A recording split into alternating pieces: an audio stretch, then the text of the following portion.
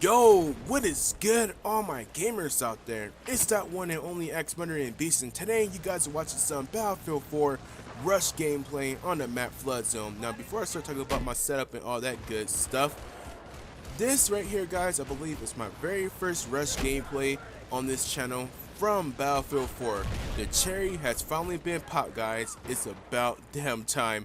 And as wrong as that might sound, it's just I haven't been able to get any Rush gameplay or Conquest for that matter is because Conquest, or excuse me, Domination and Team Deathmatch is just the easiest thing to record for right now at the state that Battlefield 4 is at. Some people are having better experiences than others, but I just been getting the buggier aim when it comes to Battlefield 4. Like, this game has, to me, has been infested with flies, roaches, beetles, water bugs, all those nasty ass bugs you can think of Battlefield 4 has. And DICE and EA have even admitted this, and they're trying really hard to patch the game up, and you know, that's good. I'm glad that the DICE and EA are actually focusing on fixing the game up, but the whole sad thing about this is the game should have came out right. Now, it's all EA's fault for making them like release a game on a deadline. They should have gave DICE a little bit more time. So I don't think it's a bad game, but I think it just has a lot of problems that DICE just really needs to fix out, and pretty down fast actually, because the stock actually dropped down.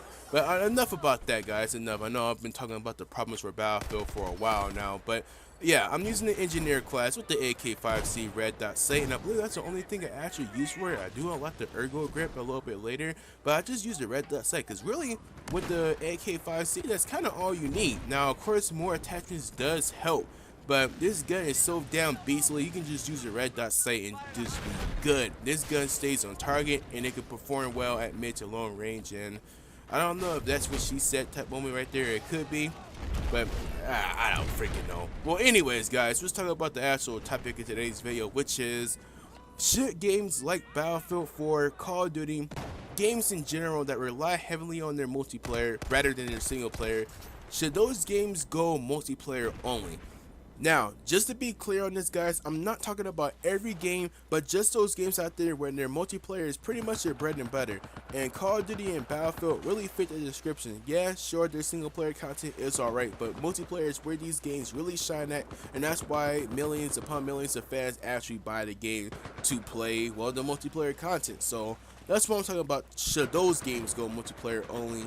Not every game. Now, there's positives and negatives to this. The positives is well, if you take away the single player, you have more room to work on the multiplayer and give it more content. Now, obviously, this is good for people like me that like to spend a lot of time playing online anyway. I mean, you make the multiplayer even longer, you give us more weapons to unlock, more awards, all that stuff, then that just makes it better for us to want to sit there and play online a lot. So, more multiplayer content is good. But there's a big negative to this. If you don't have any internet, or your internet goes out for a day, you're just screwed and tattooed and royally fucked. Now, say one day you feel like playing Battlefield 4 and it's online only, and then you have some bad weather outside, and then your internet just goes off. You can't play Battlefield 4 anymore because, well, you got no damn internet. Or there's somebody out there that don't have really good internet, like you have it, but you don't have good internet to where you can sit there and play well or competitively online. You're screwed if you want to play Battlefield 4. So there is a positive and a negative that's taken away with games going multiplayer only. But I mean, the way I was thinking about it is Battlefield mainly, and I can't really speak about Battlefield 4's campaign way too much, but from what I played, it doesn't seem like it's anything that would just blow your mind. You know, yes, it looks pretty, but it's not like it's something that we haven't already heard before. There's no big wow factor, and it was kind of the same thing for Battlefield 4. Yes, they had that whole little nuke thing, and hopefully I didn't just spoil that for somebody, but you know what? Fuck it, Battlefield 4 is old. You should have played it already, damn it.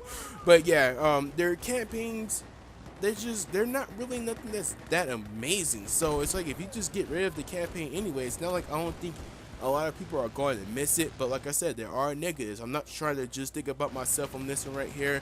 If you don't have, if your online goes out, or if you just don't have online, then you're just fucking screwed. So I really want to know what your opinion is about this, guys. Should games like this, where their multiplayer is pretty much their bread and butter, should they go multiplayer only? Should they sit there and just make the multiplayer even better than what it is, or should they just continue to do it how they do it now, have some single player content and have multiplayer? You guys let me know in the comments. Also, if you enjoyed the video, leave a thumbs up, and if you're a new viewer, do not hesitate to subscribe. Now anyways, I'll be talking to you guys later. Have a good one. Laters.